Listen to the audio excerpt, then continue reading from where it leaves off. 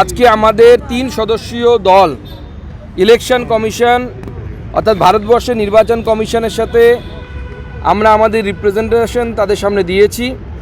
পশ্চিমবঙ্গে আমাদের কর্মীরা যে ইলেকটোরাল রোল অর্থাৎ ভোটার লিস্ট তার থরো অ্যানালাইসিস করেছে। অ্যানালাইসিস করে আমরা গোটা পশ্চিমবঙ্গের যে ভোটার রোল তাতে প্রায় 17 লক্ষ ডুপ্লিকেট নাম পেয়েছি। 17,14,066টি, আমি আবার রিপিট করছি, 17,14,066টি ডুপ্লিকেট নাম পাওয়া গেছে। একে এই যে নামগুলো অর্থাৎ যাদেরকে আমরা ডুপ্লিকেট নাম বলছি, মানে একই জিনিস দুবার পাওয়া গেছে, তাকে 2 ভাগে ভাগ করেছি আমরা। টাইপ এ যাদের এপিক নাম্বার সেম, এরকম নাম পাওয়া গেছে হচ্ছে 32,886, অর্থাৎ 32,000 নাম, 886 নাম, মানে প্রায় 33,000 নাম আমাদের ভোটার লিস্টে আছে, যাদের নাম 2 জায়গায় আছে ভোটার লিস্টে, যাদের এপিক নাম্বার 1। অতএব বোঝা যাচ্ছে তৃণমূল কংগ্রেস জেতার জন্য এই ধরনের ফন্দি এঁটেছে।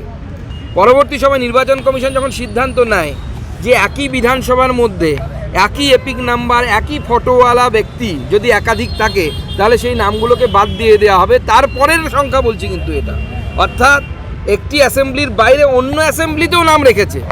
যেহেতু পশ্চিমবঙ্গে আপনারা জানেন যে একাধিক দফায় ভোট হয়, অতএব একটি অ্যাসেম্বলিতে ভোট দিয়ে যেন অন্য দফায় ভোট দিতে পারে। শুধু তাই নয়, তৃণমূল আরও কিছু চালাকি করেছে, আমরা ধরতে পেরেছি। সেটা টাইপ বিতে দেখা যাচ্ছে যে এপিক নাম্বার মিলছে না, কিন্তু নাম এক, রিলেটিভ অর্থাৎ বাবা বা মায়ের নাম থাকে, আপনারা জানেন ইলেকটোরাল রোলে, তার নাম এক এবং ঠিকানা এক, এবং এটা তো এবং এজ এক। 4টে প্যারামিটার আমরা দেখেছি, এজ সেম, ঠিকানা সেম, বাবা মা মায়ের নাম এক এবং তার সাথে এজও সেম। আমি বলছি তো এই এতগুলো অ্যানামলিস পাওয়া গেছে 16,81,180 খানা। এটা তো কোইন্সিডেন্ট হতে পারে না যে ভোটার লিস্টে 16 লাখ লোক এমন থাকবে যাদের বাবা মার নামও এক, নিজের নামও এক, আবার ঠিকানা এক, আবার এজও এক, এপিক নাম্বার শুধু আলাদা। এই অদ্ভুত ধরনের ঘটনা একমাত্র পশ্চিমবঙ্গেই সম্ভব। এছাড়াও আমরা নির্বাচন কমিশনকে জানিয়েছি যে পশ্চিমবঙ্গে বিশেষ কিছু এলাকায়, সেই এলাকাগুলোতে যারা 18 বছর হয়নি, 14-15 বছর বয়সী বাচ্চাদের, তাদের নামও তুলে দেওয়া হচ্ছে ভোটার লিস্ট। এটা আমরা মৌখিকভাবে জানিয়েছি। আপনারা জানেন যে ডেড ভোটার যদি হয়, তাদের জন্য নিয়ম হচ্ছে যে আপনি যদি তার নাম কাটাতে চান, তাহলে আপনাকে ডেথ সার্টিফিকেট দিতে হবে। এবার একজন কোনো পলিটিক্যাল ওয়ার্কারের পক্ষে এটা সম্ভব নয় যে কোনো একটি বাড়ি থেকে ডেথ সার্টিফিকেট চেয়ে নিয়ে এসে সেটা দেওয়া। সেটাও আমরা নির্বাচন কমিশনকে জানিয়েছি।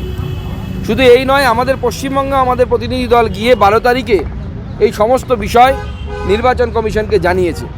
আমরা নির্বাচন কমিশনকে এও জানিয়েছি, আমাদের প্রতিনিধি দলে আমাদের রাজ্যের ইনচার্জ, সহপ্রভারী এবং আমাদের আইটি ইনচার্জ শ্রী অমিত মালব্য মহাশয়, উনি আমাদের সাথে ছিলেন।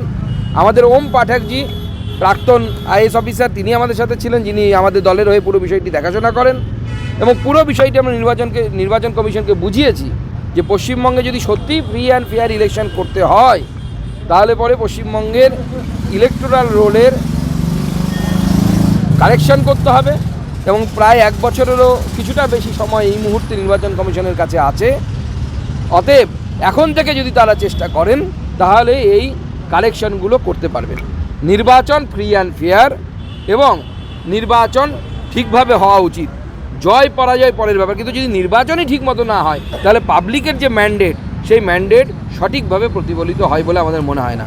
আশা করি নির্বাচন কমিশন আমাদেরকে আশ্বস্ত করেছে। তারা তাদের ভাষায় এটাকে ডিএসই বা ডিএসসি বলছে, অর্থাৎ যারা ডুপ্লিকেট নামগুলোকে যে সফটওয়্যার দিয়ে তারাও দেখেন, তারা এতদিন পর্যন্ত একই বিধানসভার মধ্যে দেখেছেন, এরপরে এক বিধানসভার বাইরে অর্থাৎ স্টেট ওয়াইজ ওইটা দেখবেন এবং ডুপ্লিকেট নামগুলোকে বাদ দিয়ে দেবেন বলে আশ্বস্ত করেছে। দাদা, আজকে একটা